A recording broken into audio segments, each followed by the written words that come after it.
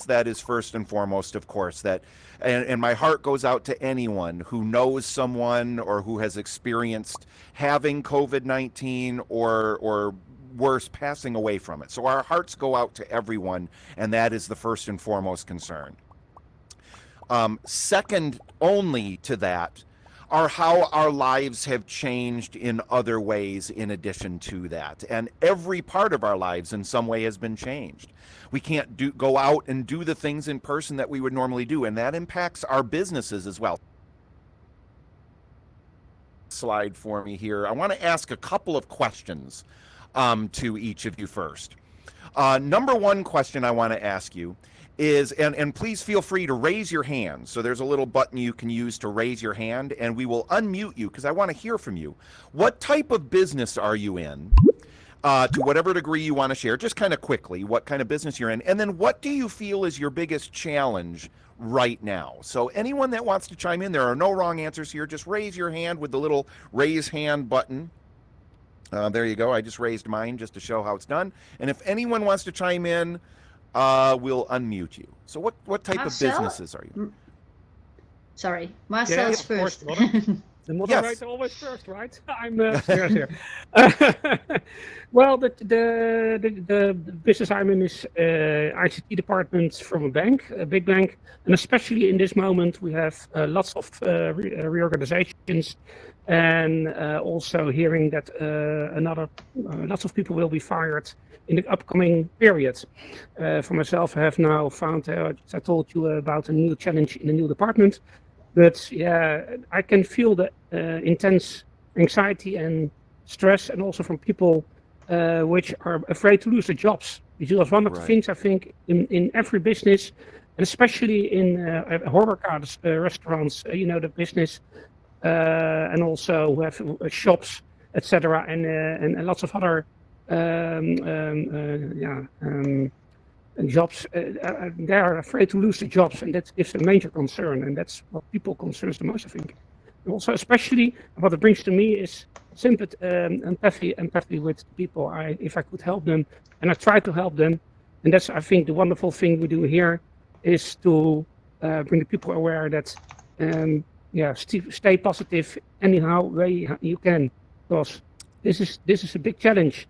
Is to overcome your anxiety, especially in this period. It is absolutely. Amen. Absolutely, and one of the things that's important about that too is to understand and remember that we are all, as a globe, going through this together. It's not like one country has been hit hard by something, right? We're all going through this together, and that word empathy is so important. The degree to which, if you're business owners here, if most of you are business owners or executives at a company or something like that, always remembering to think about what our employees are going through and how we can help them. Anyone else want to comment here? Go ahead and raise your hand, hit the raise your hand button, or hold your hand up. Yeah, there's another one. Anyaman is here. Well, Anyaman, feel free to speak. All right. Hey, Dana. Or Donna. I don't know that I do this so much anymore, but for the last couple of years, I've been making my own Quest games and selling them, like on the indie market. Mm-hmm. I would say the biggest challenge was like selling it to people. So not just like,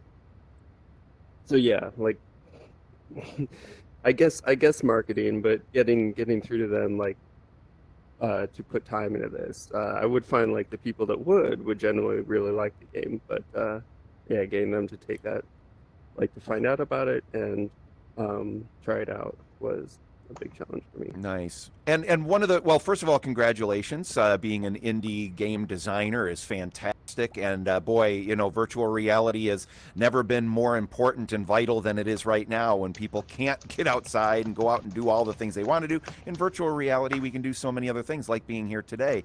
When it comes to marketing, we're going to talk a little bit about that today, and how it applies not only to what's happening in the world with COVID-19 and how that's impacted things, but just in general, one of the things you can do to up the marketing. Because one of the biggest challenges when we're creators of content, or we're kind of artistic minded or anything like that, is oftentimes it's a little harder to be a good marketer. That's a whole separate job, a whole separate responsibility in itself, because you can create the best app for the Quest and no one will know it exists if we don't do the marketing the right way, or at least our target market won't know. So we will address that a bit. Anyone else want to comment on what you do or what your biggest challenge is right now?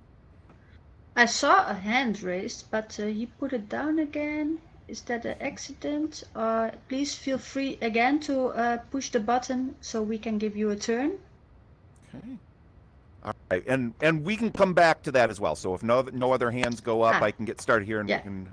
Yep. I have a hand. Edo. Oh, yes, great. Edo. Yes. Please feel free to talk, Edo. So I'm a high school teacher, and I just think it's really great with this VR. And I'm just exploring the possibilities to take the VR to school to teach kids. So I'm just here to listen and get some, just experiences. Yeah. No, that's fantastic. And what we're doing here today is, I mean, this is the future of education in so many ways. Imagine being able to have students from all over the globe, all different nationalities, all different backgrounds that could be in a room together, learning together.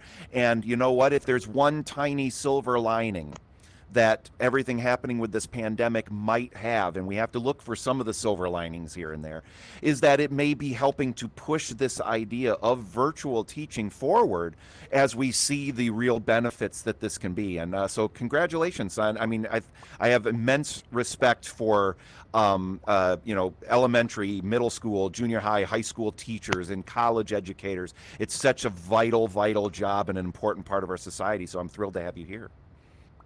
Thank you. Yes, and we have Dr. Sam as well. All right. Please feel free, Dr. Sam. Dr. Sam, what you got sure, for us? Todd. Todd, yes. I just wanted to mention, Udo mentioned education and using VR as a platform. So, one of the things that one learns in life as you go through life is not to reinvent the wheel. So I would strongly recommend to Udo that he goes into a platform called Engage. Engage is the one that is run by Oxford University, and he will get a very good idea if he goes to some of the subsections there and looks at what education opportunities there are. There's in fact a full school there. I don't know if you've been there, Todd, to Engage. I have. Yes. You have. So you know the school that Oxford is promoting, and it is absolutely amazing, particularly in the sciences, in biologies, where the student can interact, and you can imagine the cost savings. So it was just a mention.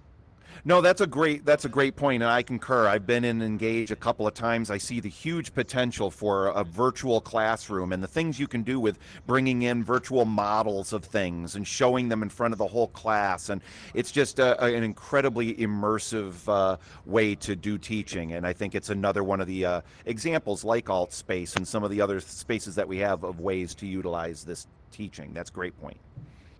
Excellent. Beautiful. All right. We'll have some more time for some more interaction in just a little bit. I'm going to get started here with our next point here. And then if you do have any questions or anything, please do raise your hand. We'll have a couple of spots where I might stop and take a few questions as we go as well. Okay, so the next thing I want to talk about is the fact that we're living in a very challenging time right now, right? And the businesses that are going to survive and thrive through this challenging time will be the ones who embrace one single word. And if you can advance the next slide for me, that word is adapt. Any business that is going to survive and, more importantly, thrive right now is one that can adapt. Now, every day in business, we have to adapt to changes in the market, to changes in the vagaries of our target market, what people want, the things that are changing in the world. But this is never, or at least in the last 100 years or so, has never been more important than right now, understanding how much we have to adapt. For example, I'm here right now teaching to you in a virtual world. In normal world, quote unquote, whatever that might be, I would maybe be doing this in person with people, traveling around the country and doing workshops in person in different cities. But we're not able to safely do that right now. This gives us another option.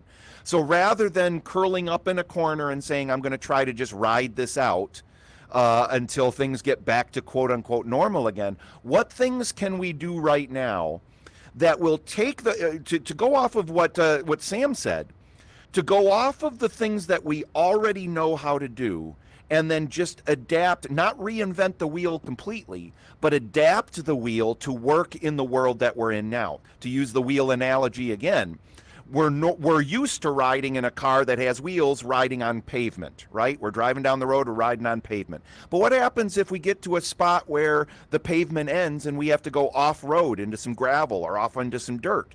Well, if that wheel can adapt and take care of us well as we're going off-roading as well, then we're going to be able to travel much easier. And that's what we kind of have to do right now, is be able to adapt. And that's what we're going to talk about here, are the ways to adapt as we go forward. If you can advance to the next slide, I want to talk about the top 3 traits of successful business people and how to embody these traits yourself. So these are the top 3 ways that we can make sure that we are adapting to what's happening right now and being successful as things change around us. Now, the first thing we have to talk about is a true belief in your product and service. All right. We can't go any further without having that first. Do you truly believe in what it is that you offer as a product or service in the business you're in? And if the answer to that is even remotely no, then I think you have to question what line of work you're in. Or dig deeper and find the things about what you do that do make you passionate and believe that you are providing an incredible service for your customers or clients. Because that's going to also impact how passionate you are about going forward and surviving and thriving through these challenging times right now. What things are you willing to do because you believe so much in your product and service? So that's the first thing, is a true belief in your product and service. The second thing is proper planning and adapting. So let's talk about that a little bit right now. How do we adapt during these changing times? And one of the best things you can possibly do, and I would write this down if you're able to take notes, if you're able to get outside VR and take a little note, or at least make a mental note. After this program is done, I would love for each and every one of you to take a half hour or an hour sometime through the rest of the day today, where you can just kind of sit in a quiet spot yourself and write down the things that you believe, without COVID-19, in a normal, typical sense, what things make your business what they are. What are the things that allow you to run your business properly? And then list some ways that you can do those same things, but do them in a virtual space, or or through Zoom meetings, through telephone calls, without having to be in person. Now, you might have to think a little bit outside the box to come up with some ways to make this work. So, for example, a large part of the education that I do is I teach photographers all over the world how to run their photography businesses successfully. Well, as you can imagine, being a professional photographer in this day and age and during COVID-19 is really challenging, because we have to be in the same space as a photographer to take the photographs of the people. And that can be challenging. Yes, we can wear masks, absolutely. We can social distance as much as possible and be safe that way. But in some places, certainly here in the United States and throughout different countries of the world, it may be illegal for us to be in the same space with somebody right now. Okay? So what things can we do as photographers that we would normally do? How can we adapt those for these times? And one of the things I talk to people a lot about doing is doing what's called copy and restoration, where we will take photographs from people that are old photographs, old family photographs that have been kind of damaged or destroyed or weathered over the years, and we will take them and turn them into beautiful portraits that almost look like new and get them back to them. And all of that can be done digitally. They can send us the images by mail if need be, if they're physical, or they can send them to us digitally. We can do all the work and then send them those images back. And that's just one of the ways that we thought of doing this. Another aspect of it, and I'm just giving you these as examples so you can kind of use these as you think about your business. As photographers, we like to sell the portraits to them by meeting with them in person and showing them the images by projecting them on a screen, kind of like this. So we'll have them seated and we'll project the beautiful images nice and large on a screen so they can see them almost like a movie premiere. And that's such an important way of selling these portraits. Well, we can't do that either now. Being in person to do that doesn't work. So we've found a way to adapt it by using Zoom or GoToMeeting or something like that in a way that we can kind of be in the same space with them, but not have to actually be in the physical same space. So it's all about finding small ways to adapt, changing as little as possible about the things that already work in your business, but adapting them to being able to do them in ways that normally we wouldn't have to do them. Does that make sense to everybody? If it does, give me some emojis, some hearts, some claps, some and if any of that's confusing, give me a frowny face and we can talk a little bit more about that. But that's the second step, is planning and adapting. So take some time. Thank you very much for those emojis. I appreciate that.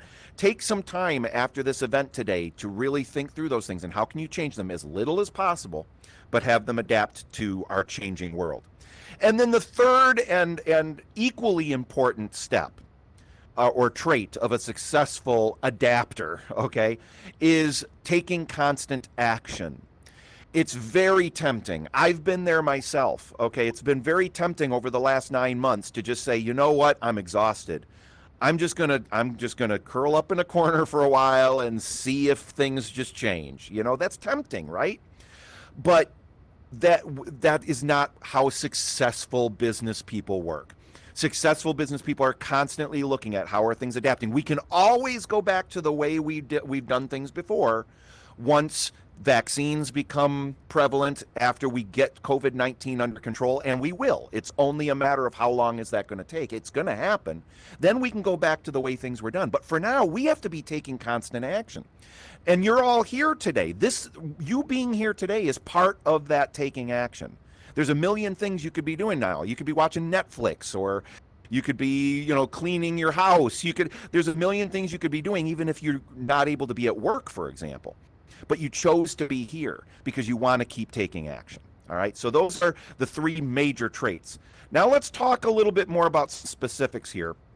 If you could advance to the next slide, about how to build relationships with clients quickly, honestly, right now during these crazy times. Because one of the best things each and every one of you can do, I don't care what business you're in, okay? Designing quest games, for example, being a photographer, as another example. Whatever business you're in, you have clients, you have customers, okay? And you can and should be maintaining your relationship with them. And that's something you can do no matter what's going on in the world. Yes, we'll probably be doing more of it virtually. We'll be using email, social media, texting sometimes. Telephone, the good old-fashioned telephone. We underestimate the power of picking up the telephone sometimes and calling a human being and talking to them on the phone, right?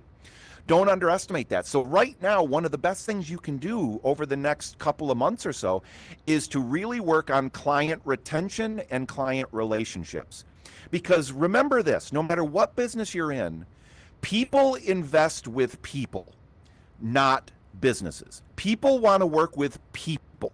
They don't think about the business as a whole, as a general rule, unless you're McDonald's or Coca-Cola or IBM, where you have literally billions of dollars a year to put into brand identity marketing. If you're a small to medium, even some of the larger businesses, you have to rely on that constant contact with your clients. So for example, one of the things that you can do right now is put into place a proven system for staying in contact with your existing clients, whatever it is, because studies have shown, and a lot of studies have been done, that it's anywhere between 5 and 10 times easier to work with a client you've worked with before than it is to get a new client into your business. Anywhere from 5 to 10 or even sometimes 12 times easier, and 5 to 12 times less expensive. So we need to maintain these. And almost everyone I consult with, one of the areas that they are neglecting the most is that ongoing contact with their clients. And this does not mean reaching out and trying to sell them something else all the time. Sometimes it's just reaching out to them. One of the things that we do as photographers, I'll use this as an example again, is picking up the phone and calling what we call our VIPs, very important patrons, okay? The best of our clients. We'll pick up the phone and we'll call them and we'll just say, hey, you know, I was thinking about you the other day, and I was thinking about your family. We so enjoyed creating your portrait, and I was just wanted to touch base with you and see how all of you are doing. Are all of you staying safe and healthy? I hope, you know, little Johnny is doing well. Is he going to school in person, or is he having to do it virtually? And, you know, that's the only reason for that call. And what that does is that sends a very powerful message to that person, doesn't it? And that message is, oh my gosh, I'm not just a customer to them. I'm not just somebody they photographed. I'm somebody they genuinely care about. And you know what? When they think about having another portrait created, who are they going to think of first? That photographer that reached out and asked them how their family is doing during COVID-19. And there's not a single business I can think of in the world that same philosophy will not apply for. If you agree, give me some claps or some hearts, some smiley faces if you agree with that. And that is something each and every one of us can be doing right now. Okay, so the first thing to do when you're continuing to build these relationships is to know your target market. The more you know about who your target market is, and by target market I mean the very best type of client for your product or service, the person that will get the most out of it, that appreciates what you do the most, that has discretionary money to invest in it, depending on whether that product is something that's needed or something that's desired. Okay, so the more you can know about your target market, the better. And that is something you can do right now as well, is start analyzing whatever data or information you have on your clients. And if you don't have a good system in place to do that already, now is the time to put that system in place so you have access to as much information about your target market as possible. Social media is a great way to do this. Facebook, you know, love it or hate it, okay? And there's pluses and minuses to all social media platforms. But we do have a huge amount of information at our fingertips when it comes to the broad strokes of reaching a target market. So the more we know about likes, dislikes, demographics, and more importantly, psychographics, which are what is somebody thinking or feeling at any given moment, the more we are able to figure out kind of who our target market is and really make sure we're reaching out to those kind of people. The second thing you can do is to ask yourself, what is my target market feeling right now? When you picture the perfect target market in your mind, think about what are they thinking right now. And I can promise you, one of the forefront things they're all thinking, regardless of what business you're in right now, is how do I keep myself and my family safe? Everyone is thinking that right now worldwide. So we know they're thinking about that. So think about your business. And how can I reach out to my target market and let them know that the way we are doing business right now and working with us, we are going to do everything in our power to make sure that it's safe and that health and safety are first and foremost with everything. And they will appreciate you for bringing that up. As photographers, like I said, where we reach out and we'll say, you know, when we are able to photograph you again, we're going to do it outside, and we're going to, you know, when the weather is warm, and we're going to do it in a way where we can socially distance, wear masks and everything, and make sure you're absolutely safe. We'll just have you take your mask off when we take the photograph, and I will be 10 feet or more away from you when I take that photograph. And they really appreciate that. Okay, the third thing is to ask questions and genuinely listen. Now, this may seem so obvious, and I'm sure most of you already get this at your core, but what makes a great business person is someone who knows that the person who asks questions in a conversation is the person who is truly guiding that conversation. Oftentimes we think that in a conversation, it's the person who's doing all the talking that's the person that's really guiding the conversation. Like, this is a great example of that. Normally, I would not be talking this much. Normally, I would be asking a lot more questions if I'm working with a client or consulting with a student. I'm asking a lot of questions because I know that's what's really going to, hey, we got a snowball, woohoo! Hey, you know, keep that in mind. We're going to do that at the end. We'll hold off on the snowballs, but we're going to have a snowball fight when we're done here. So keep that in mind. But the reason I'm doing all the talking right now is because you know, I'm here to educate you over the 45 or 50 minutes that we have here. But the more you can ask questions and genuinely listen, that's the other thing. Like, for example, when I asked, I don't remember who it was about the Quest, Quest designing Quest games. when I got the answer that that's what this person does, then I could have very easily just moved right on. But I wanted to comment about that because, hey, that's something I'm interested in. I have a Quest too. I'm not in it right now. I'm in a different headset, but I've got a Quest. I love it. I'm very interested in that stuff. So comment on that. Let your clients know that you're listening to their answers when you ask them questions. And the more you do this, the more you're going to be able to know and understand your target market, which is one of the most important things you can do right now to continue adapting in this crazy time. Okay? All right. I want to pause for just a moment. Okay? I'm keeping my eye on the time, but I want to pause for a moment. I know I'm talking really fast. I'm throwing a lot of stuff out at you. Are there any questions right now or comments or anything on everything that I've said up to this point? Please just go ahead and raise your hand.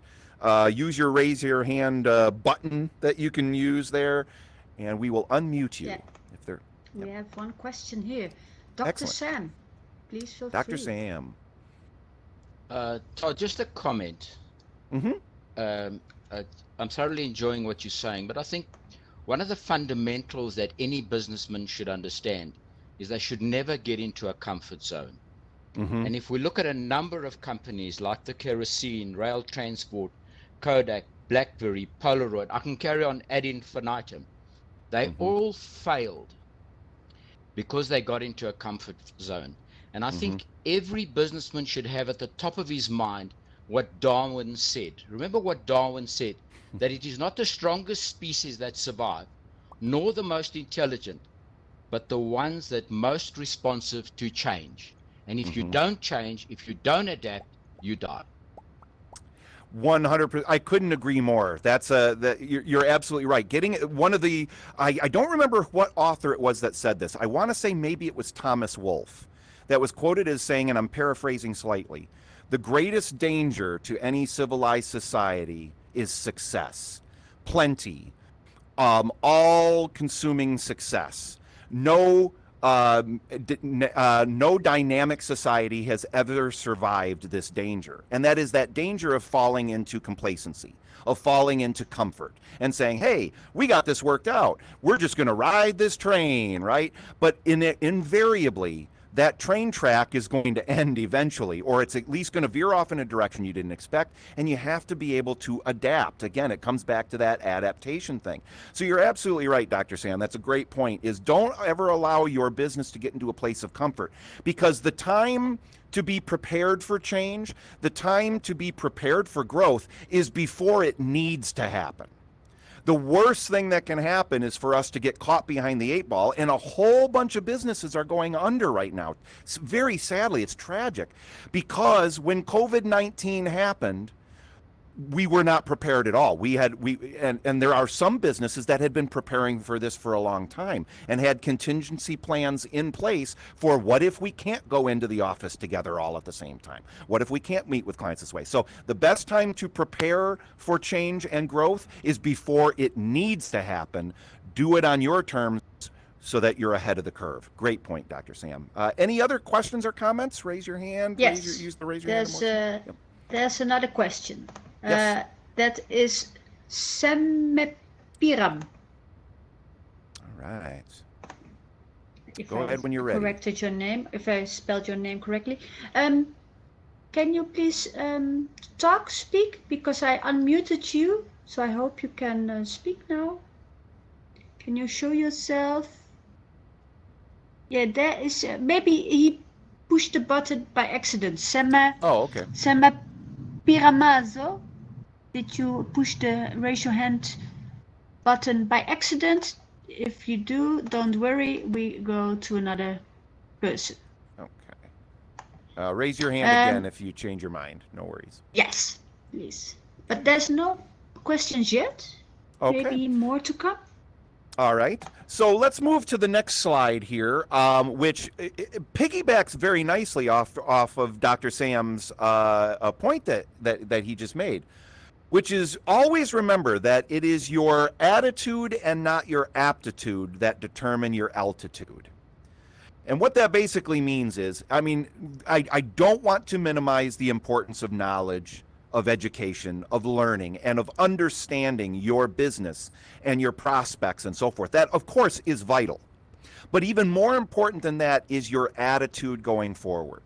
Now, there's no question that during COVID-19, one of the biggest challenges that we have as business owners or as executives in business and so forth, anyone that is a decision maker in a business, is we have to not only maintain our own attitude, but we also have to take care to maintain the attitudes of the people that work for and with us, our staff members, our team members, our employees, etc. And they're going to look to you. If you are a person who is the owner or a manager or something like that, they are looking to you to be the example of how to handle everything going on in the world. And if we're coming into the office every day and we're going, oh my gosh, I don't know what I'm going to do. Oh my gosh, everything's just going to heck. Oh, I don't know. We might as well just close down. I mean, if we're doing that in any way, shape, or form, how is that going to translate to the morale of the people working with us? And that never gets us anywhere, because believe me, no matter what business you are in, some easier than others, there is a way to ride through this storm. We just have to be open to finding it and utilizing our team to best be energized to finding the answers. Okay. So always remember that your attitude and not your aptitude determines your altitude. And ask yourself, how am I? So when you get up in the morning, this is really a very valuable piece of information here. When you get up in the morning, what do you do first thing when you get up in the morning? And I'm just asking this rhetorically, okay? But answer this kind of to yourself. What are the first things you do when you get up in the morning? Well, maybe you get up and you brush your teeth, you use the restroom, maybe you grab something to eat, a little coffee, whatever it is. But what other things do you do? Do you turn on the TV and do you check the news? Do you read the newspaper? Do you go on YouTube and see clips from whatever's happening in the world? And if you're doing that, that might not be the best way to start the day, because the news is oftentimes pretty negative, isn't it? Because that's what sells and gets eyeballs on the news, is kind of negative stuff, right? So they're pointing out all the bad things that are happening in the world. Whereas if you start your day off by reading something that motivates and energizes you, something that keeps you positive, and you take that energy into your workplace, that's going to carry through your day on how it impacts you, and it's going to carry through how it impacts the people with whom you're working as well. Okay? So hopefully that helps there. Keep that in mind. Make no mistake, that is the most important thing you can do on a day-to-day basis, is manage your attitude and your motivation. That does not mean you're not going to have bad days where you just don't want to get out of bed, where it just feels like, what's the point, right? But when we do go back to that third trait that I mentioned of successful business people, and that is to continually take action. When we just get out of bed and we take a simple action and we accomplish something, what does that tend to do? It causes a snowball effect, right? And that snowball starts rolling down the hill. And what's a snowball do when it rolls down a hill of snow? It starts collecting more snow, and it gets bigger and bigger. I can't make this snowball bigger, but you get the point, right? That's what we do. So you want to just start taking action, because that momentum keeps you moving forward. All right. So with the time we have left, I'd like to open it up to discussion with all of you. So I want to re-ask the first question that I asked, which was what type of business you are in and what do you feel is your biggest challenge right now? And with everything that we've talked about so far, we can kind of expand on that by having some two-way discussions here. So is anyone thinking, okay, the stuff that you just said, Todd, I get it, that's important stuff, but I'm not sure how it will apply to me and my particular business? And if so, raise your hand. I want to hear from you. And again, there are no wrong questions. There are no stupid questions. Feel free to ask or comment anything that you're feeling right now. Okay? Anyone? Comment or question? No. Yeah, All right. I can go if nobody. Yes. There's someone else first. I Okay, let great. them first. Let me see. Yeah, Marcel. All right. Second time, eh? They say, but the third time I have to buy you all a piece of cake. There's a bar in the back. So. Yeah, exactly. Well, I think the last thing, your attitude, not aptitude, determines your altitude, and that's one of the things in our business what we are working now on. In lots of ICT related companies, so banker or ICT, we are working in the DevOps Scrum situation, and that's good to have a Scrum Master. And every time we have a retro sprint, a retro day, and an improvement day. And that helps us really build out. So if people are in an ICT company or something, and perhaps they are already working in these kinds of situations. You can keep like these events. You can monitor yourself. You can put a mirror before yourself. How are you doing? And always important to have like it's not a referee, but a scrum master is someone who facilitates the scrum event. And the event during the event, people can ventilate themselves and how they are doing. And attitude is very important. So you can be the soloist, but you have to have the team. And You got the team. I know because especially in our in our bank, we had in the future had like attitude. So I'm big, I'm important. That's mistake number one. You are not only important, even if you're a big manager. Also, your crew and your employees are important because together you have to make the whole. And it's Right. yeah. That's a great point. I mean, because no businesses exist in a vacuum where it's just one person and that person is the entire business and doesn't have to work with any other human being. It's about your team and maintaining that attitude. And one other point that comes from that, I think, is another great phrase to keep in mind is that it's not what happens to you that matters in life.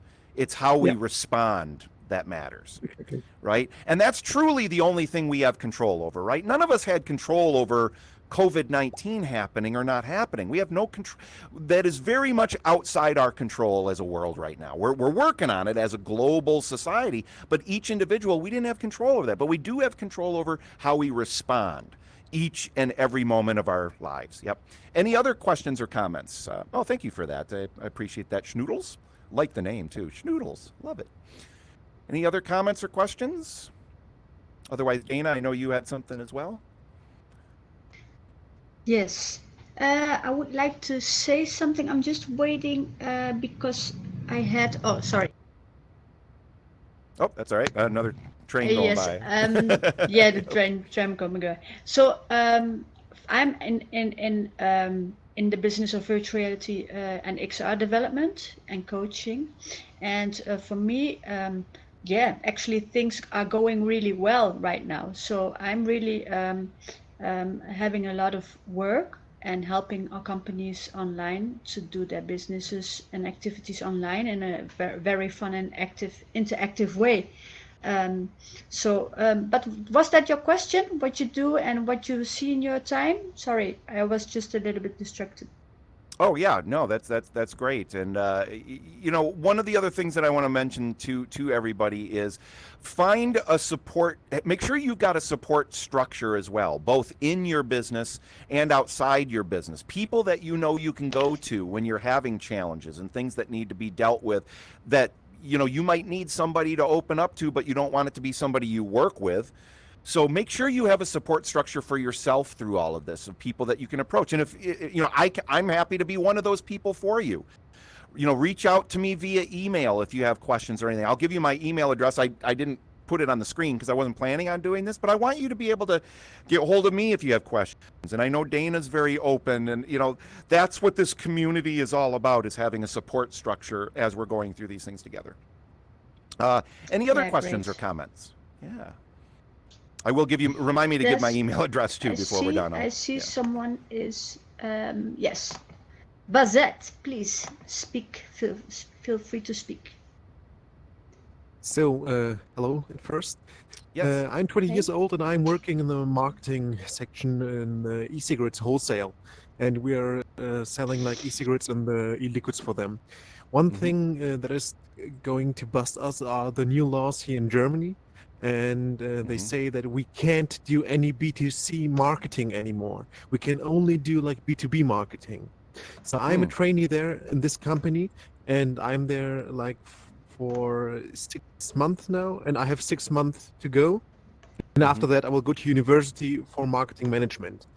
And like my challenge now is like to get best thing out of the law, so we can legally work at everything, and to do the best B2B marketing. So it mentioned like I can't promote the company in official to the public, but I can do marketing for my other customers for the B2B section. And that's like one of kind big.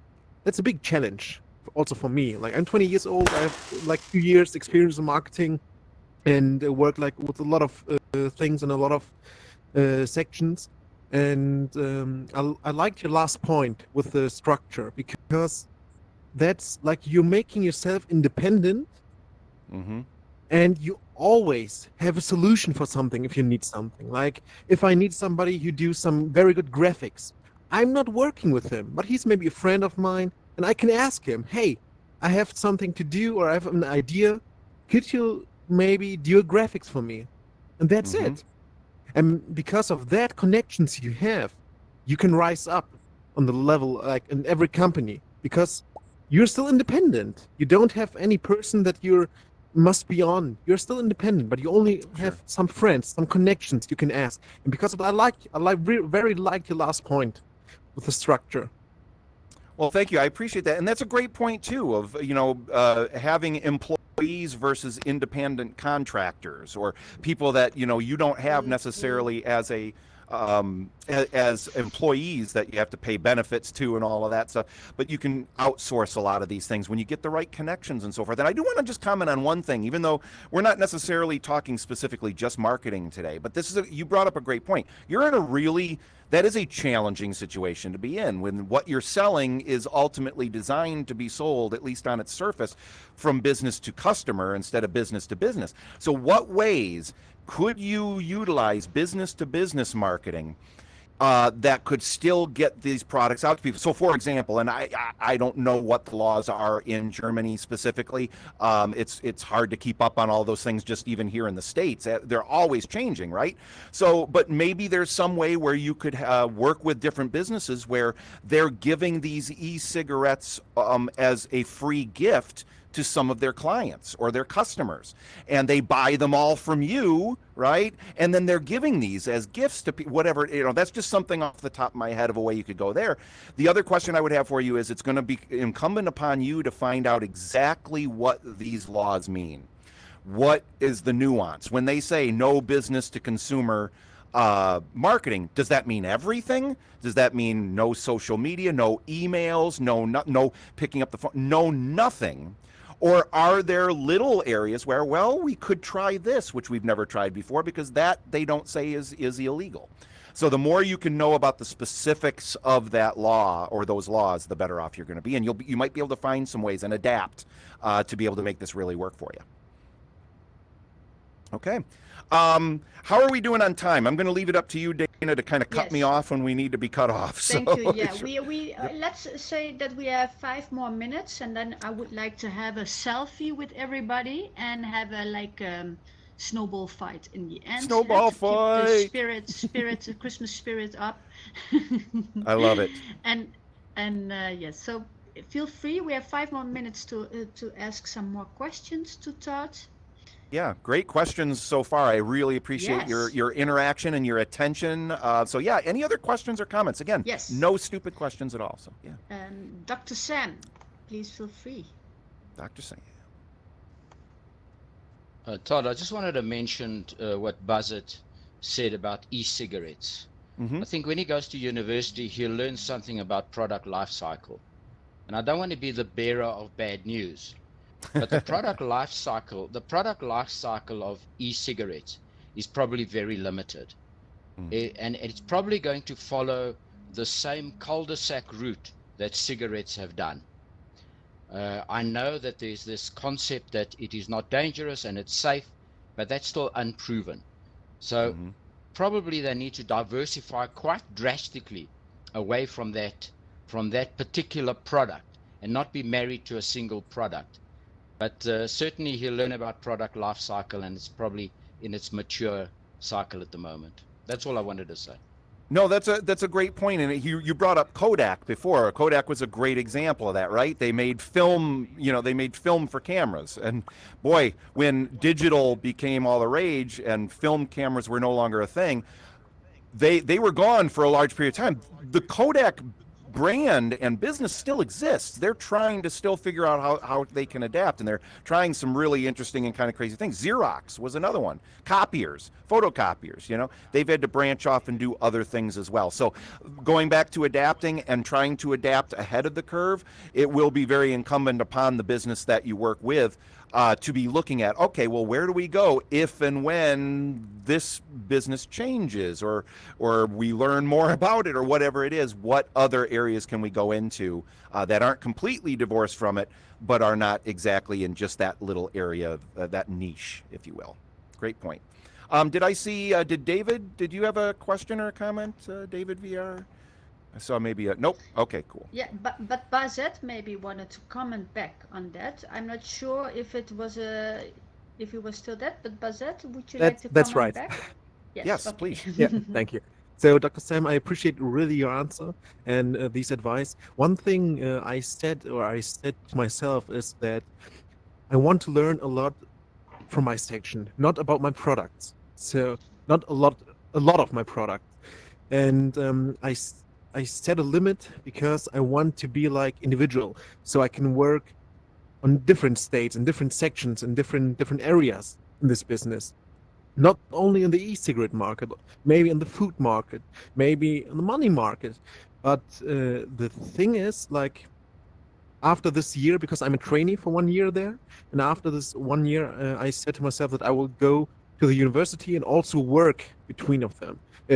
Like that's an half a week university, half week work, and they combine this both together. And I said to myself that I will go to another direction, and who knows, maybe like in Germany we have the Lufthansa, and maybe I want to go there and I talk with them also.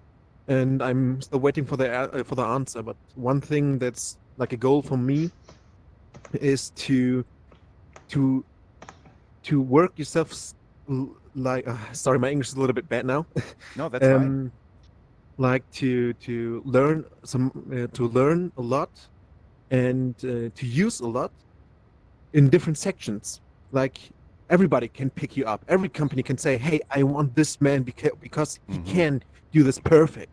I want this man. He can talk so good. He can do like perfect strategies for my marketing, for my company." Of course, yeah, you need a lot of information about the products you're promoting there, but that's one thing I want to go. Like that's my goal, to be an individual, like where every company is saying, "I want him." So basically what you're saying, and this is great because I think this is exactly what Sam was getting at as well, is what you're actually becoming is you're not becoming a marketer and seller of e-cigarettes. You're becoming a marketer and seller, period. And you know what? There are very few things that you can learn as a skill in life that will take you further in the world than the understanding of three things: marketing, selling, and psychology. And psychology is what's at the core of marketing and selling. And the better you become at those three understandings, you can sell anything. If you believe in it, and I am a firm believer in believing in the product you're selling. I mean, a good salesperson can sell something that they don't believe in, and I just don't like that, right? But if you believe in the product, you can sell anything when you become a successful marketer and seller and understand human psychology. Yeah, great points. Great points. I love these discussions, by the way. We're going to have to wrap up here in just a moment, but I want to thank all of you for being here. If you're interested in more of these kind of discussions as well, I know Dana's got lots of things that are coming up that you can be a part of. I can't recommend enough getting into these programs whenever you can. I would be honored to come back and do even deeper dives in some of these areas and maybe even do some breakout sessions and stuff like that with people. So. Very yes, cool. we would like that, Todd. We would like that. From January on, we're going to change the program to every week. We do it now every 2 weeks. So we're going to change the program to every week programs. And then we have Todd as a regular speaker. We already discussed that once a month. Todd is coming then to speak for us, talk about businesses and how you can stay up to date and adaptive and in high energy and positive and see opportunities, all these things. So really great that you all are here. Please come to the stage, everybody, so we can make a picture with Todd. Yeah. And also, while I you're wanna, doing that, yeah. while you're doing Go that on, too, I go just on. want to give everyone, while we're getting up on the stage and getting ready for a photograph, I told you I'd tell you my email address, and I'm sorry I don't have it written down because I wasn't planning on doing this, but if you ever want to get in contact with me personally, please feel free to email me anytime if you think of any questions after this. My email address is toddlewisgr@gmail.com. Todd Lewis. But you can sign it up. You can please write it to them in the message box above the hosting tools. You have like under your mute button. You have good. like a message to all. That's Oh, good. better because you never know. You know, people don't write it down perfectly. No, that's good. I'm And going then to do they that can right now. always, yeah, and then they always can get it back. You can also put your website there. Okay. So please feel free to do that. And please, people, go to the Discord channel as well. You can see this on the event space, the Discord channel we use. So you can also share your knowledge. So because Dr. Sam, for example, and also Bazette had great things to say, and also Onion Man always has great things to say. So you can share your knowledge there and tools, so we can all have this creative and interactive community. Fantastic. So please make a picture. Jason is going to make us a picture. Jason is a Foxcam bot. I use a recording bot, but there's actually